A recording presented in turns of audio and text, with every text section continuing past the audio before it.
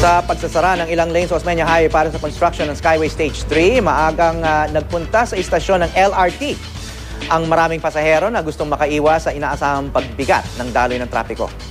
Ayon naman sa pamunuan ng LRT, handa sila sa pagdagsa ng mga pasahero.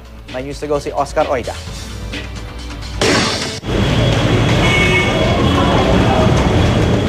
Pagkabukas ng LRT Monumento Station kaninang alas 5 ng madaling araw, takbuhan na papasok ang mga pasahero.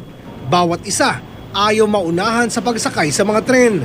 Karamihan sa kanila, maaga nagpunta sa istasyon sa pangambang dadagsa ngayong araw ang mas maraming pasahero. Bunsod ng inaasahang mas lalong pagsikip ng daloy ng trapiko dahil sa kaliwat kanang road construction sa Metro Manila.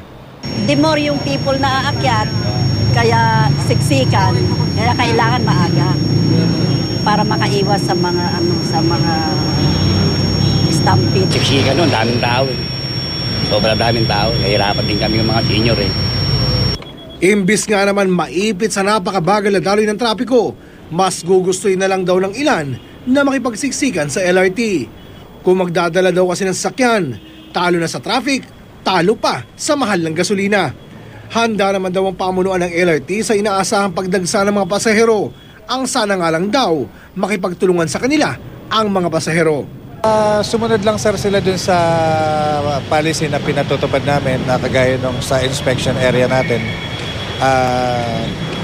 Kailangan makipag-cooperate lang sila dun sir para maging madali po yung flow ng pasahero na umaakyat sumasakay sa LRT.